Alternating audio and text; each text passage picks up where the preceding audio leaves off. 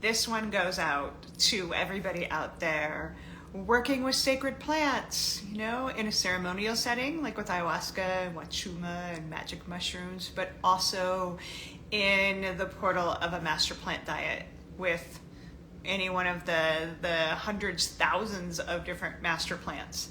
My big message today is to give ourselves permission to get angry with these sacred beings, to express our emotions, because I mean, ayahuasca and her plant friends, they bring us into deep places of shadow. Hello everybody, right? And those shadow spaces bring up some really intense emotions. Now, okay, if you're like me, a lot of us, you know, we start out this process with the plants just really embodying like a deep space of respect. I mean, how can you not respect a plant spirit like ayahuasca that is so mind-blowingly potent and wise? And at the same time, they push our buttons like nobody else. And I find that we resist, you know, the permission to get angry at the plants for two core reasons. One, you know, this idea that it's not in alignment with respect of them to say, you know, damn it, ayahuasca, I'm mad at you. And two, because in our spiritual spaces, we often really spread the toxic positivity, the idea that anger and betrayal and all of these things are like low vibrational, you know, that we're not allowed to express these emotions because we experience a lot of shame in spiritual circles around expressing emotions that aren't aligned in positivity, which is just a sign of immaturity, but I've been there, I've gone through it. But it turns out, at least in my personal experience, that the plants love our shadows as much as they love our light. Maybe more, in a way, because they want and invite us to love these parts of ourselves. So I have a quick story where this came to light for me really dramatically. Is I apprenticed with ayahuasca for about a decade, and I left for a lot of reasons. 10 years in, mainly because I was disappointed in the humans, the leaders in these spaces, which is another topic entirely. But yeah, I left, and I was really also angry at ayahuasca, and I didn't let myself feel it because it was sacrilegious. You can't be mad at ayahuasca. She's like this all-knowing, incredible plant spirit. But I remember going to my altar one night, not under the influence of her, just totally in base consciousness. And I felt her pushing and pushing of like, Kat, you're pissed at me, get angry. And I didn't want to. But then I finally just broke down, and I remember screaming at her, you fucking plant, you stupid fucking plant. I gave my life for you, and I sacrificed all these things, and like, this deep expression of betrayal. And it facilitated one of the biggest breakthroughs I've ever had in my relationship with ayahuasca, because I felt her loving me through it. I felt her as a champion and a cheerleader for the integrity of my emotions. I finally gave myself permission to be pissed off at her, which is actually really beautiful in the context of a relationship, right? Because we are in relationship with these plants. And a lot of times the biggest healings and depth of intimacy happen after we express the shadowy, contracting emotions. And that's exactly what happened, because I felt her unconditionally love me through it. She didn't take it personally, nor was it my whole truth. And I think this is another reason why we resist expressing these things, especially to the plants, is because most of us, we have this awareness that there's a bigger picture. I wasn't victimized by ayahuasca. I knew that, and yet it felt like I was. And I needed to express that to get to a full experience of the bigger truth of, and I'm not a victim. And I know everything that was executed was done for me, even if it was difficult to go through. Getting stuck in the mental space of knowing that's true without having it be somatic, without having the rest of our bodies and our emotional beings agree with that, it's a massive conflict. And I know I've been there a million times. It's like, yeah, but I know there's a bigger truth. But if I'm not in it emotionally, then I got to do the work to feel and to be in integrity with my emotions and to move through it. And in my experience, the plants support this. So I'm here as a champion to give ourselves permission to express these emotions. it's very helpful when we do that to use our language of I feel angry at ayahuasca or whomever, not I am, being very intentional and like having a relationship with this part of our consciousness that knows we're just moving through this.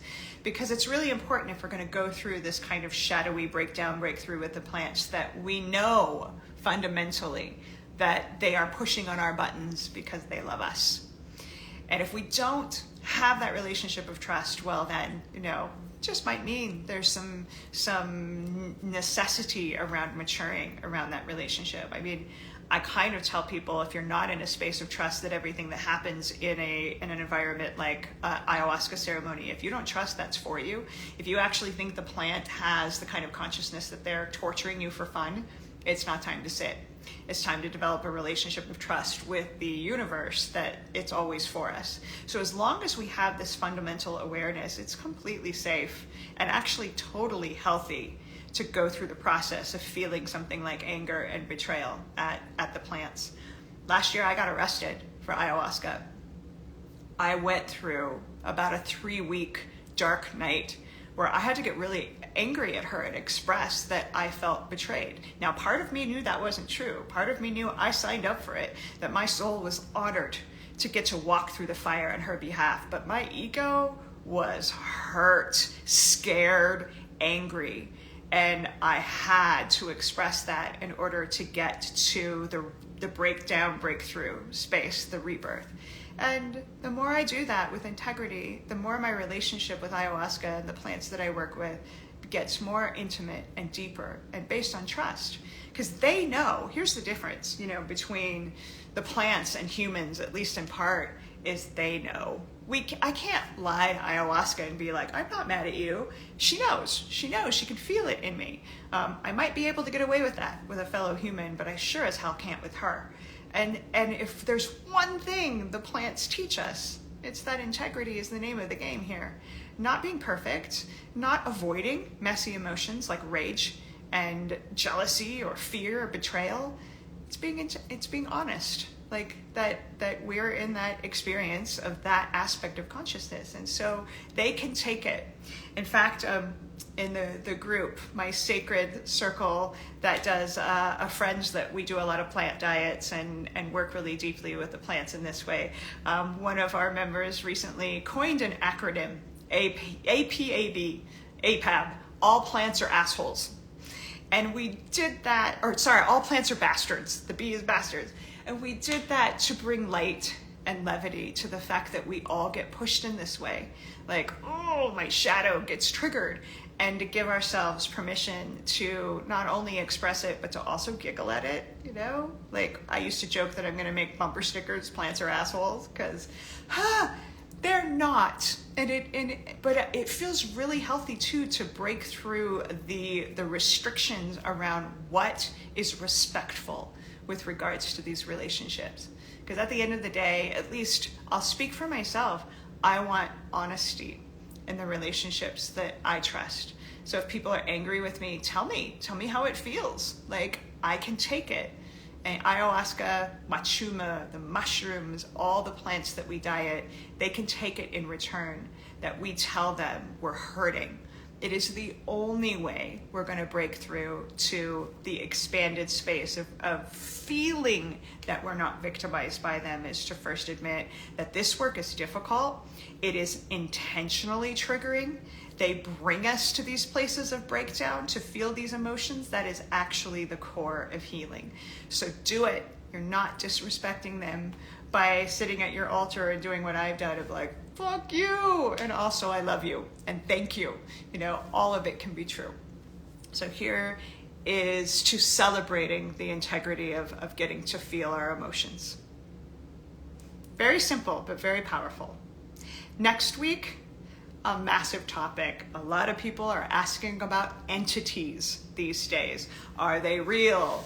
How to work with them? And I can tell you they're very real. They're very unavoidable because energies exist just as much as people exist. So next week I'm going to talk more about how to work with entities and how to normalize the fact that these energies exist, especially when we're working with plant medicines. So between now and then, give yourself permission to get angry, to get messy, and know that you are lovable in those spaces, that the plants love us exactly as we are. Thank you for listening. Thank you for doing the shadow work. Thank you for being in integrity. It is an honor to do this work with all of you. Big love. Be safe out there.